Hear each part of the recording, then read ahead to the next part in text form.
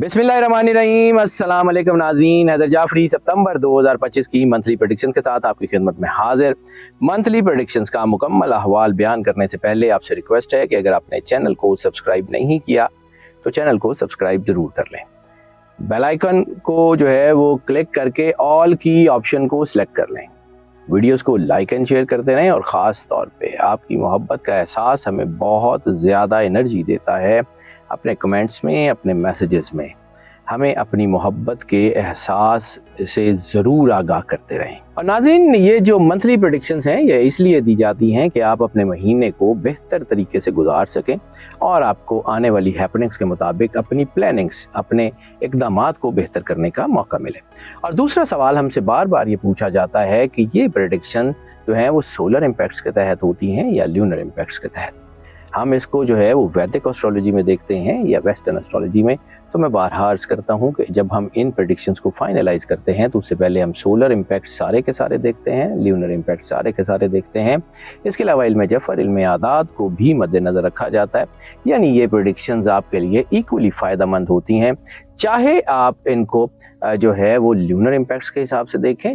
और एक और अहम तरीन चीज़, चूँकि सितंबर जो है इसकी सारी प्रेडिक्शंस ख़ास तौर के ऊपर चांद ग्रहण के ज़रिए असर है। और मैंने चांद ग्रहण वाली वीडियो जो बड़ी तफसील से बनाई है उसमें ये अर्ज़ किया था कि 45 दिन पहले और 45 दिन बाद तक जो है ये ज़्यादातर महीना ल्यूनर इम्पैक्ट्स यानी ल्यूनर इक्लिप्स के ज़रिए असर रहेगा। उस ग्रहण के असरात जो है वो आपके ऊपर आ सकते हैं। इसलिए मैं आपसे ये भी रिक्वेस्ट करूँगा कि अगर आपने वो मेरी ल्यूनर इक्लिप्स वाली तफसीली वीडियोस दोनों नहीं देखी तो वो पहले ज़रूर देख लें, उसके बाद आपको ये मंथली प्रेडिक्शंस का अहवाल जो है वो ज़्यादा बेहतर तरीके से समझ आएगा। वो इंतहाई ज़रूरी है। सबसे पहले ल्यूनर इम्पैक्ट्स यानी चांद ग्रहण से रिलेटेड जो मैंने 2 वीडियोस अलग-अलग बनाई हैं उनको ज़रूर देख लीजिए। अब बात करते हैं निज़ाम बुरूज के पहले स्टार एरीज़ की। एरीज़ की लीडरशिप क्वालिटीज़ बेहतर हो रही हैं, इनके फैसले बेहतर हो रहे हैं।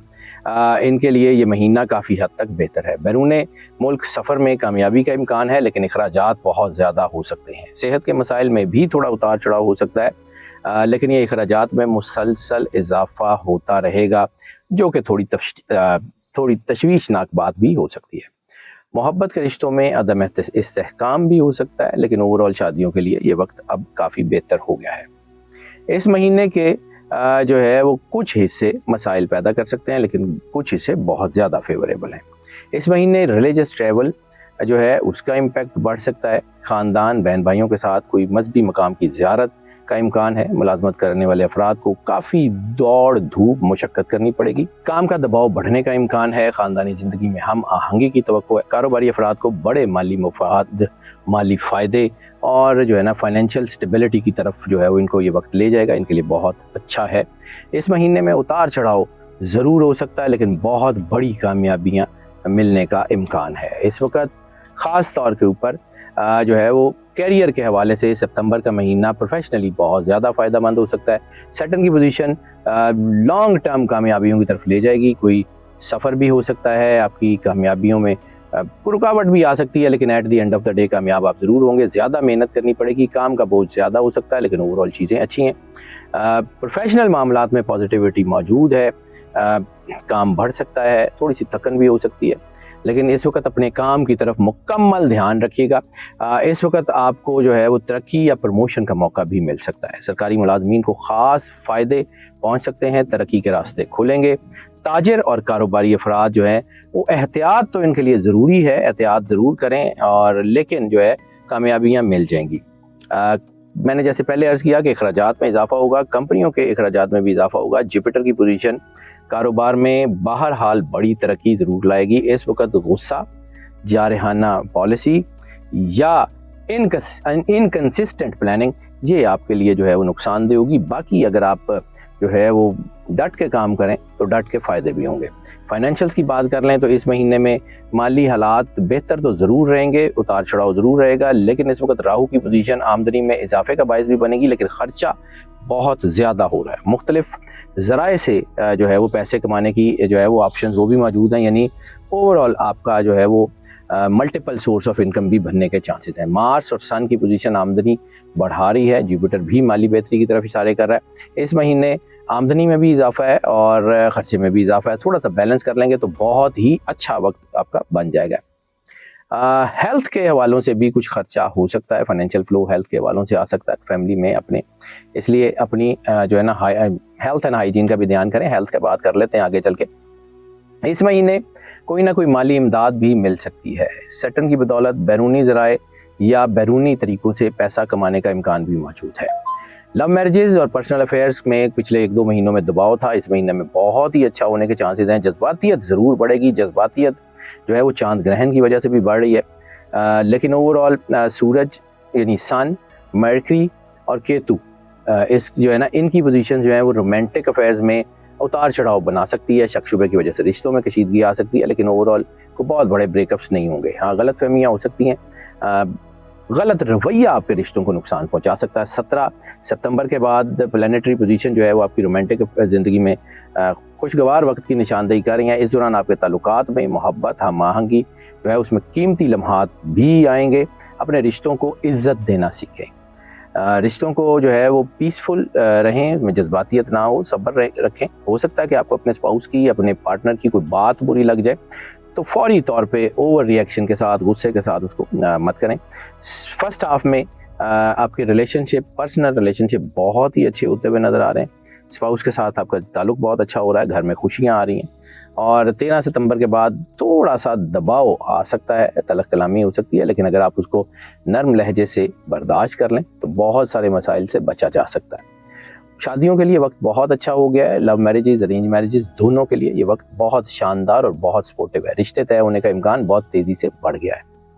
फैमिली और फ्रेंड्स की बात कर लें तो ये महीना ख़ानदानी ज़िंदगी के लिए मजबूरी तौर पे फ़ायदेमंद है। वीनस की पोजीशन ख़ानदानी सुकून और मोहब्बत को फ़रोग दे रही है।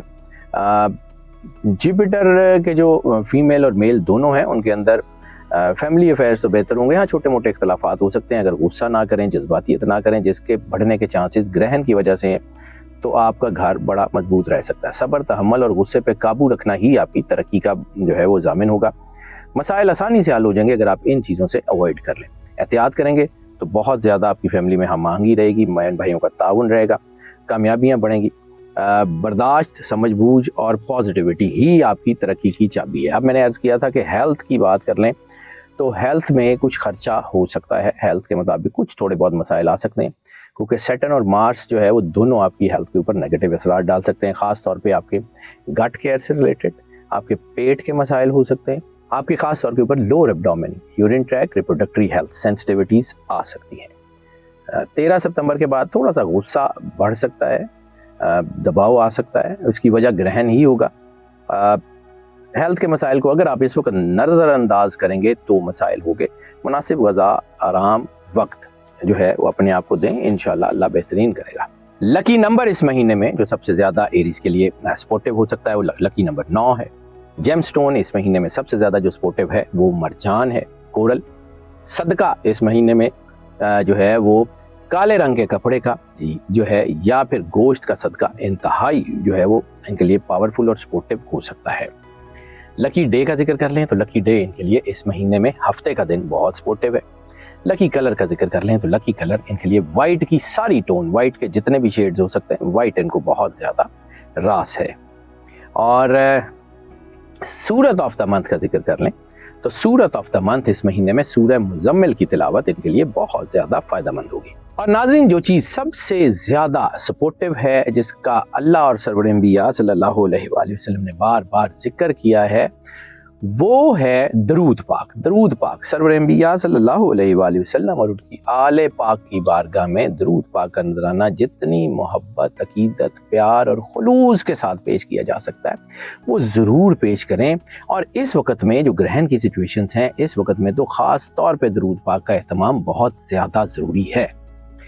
और नाज़रीन, हम आपके बार बार यही कहते हैं कि हमारी दुआएं आपके साथ हैं। अल्लाह आपको ज़िंदगी दे, सेहत सलामती दे, हमेशा खुश रहें, मुस्कुराते रहें और अल्लाह की अमान में रहें। और ये वक्त ख़ास तौर पे अपने आप को अल्लाह के करीब रखने का है, इसमें जो है वो तनदही के साथ लगे रहें। इंशाअल्लाह आपकी ज़िंदगी के दुख दूर भी हो जाएंगे और हमारी दुआएं भी हमेशा आपके साथ रहेंगी। अल्लाह आपको सलामत रखे, आबाद रहें। अल्लाह हाफ़िज़।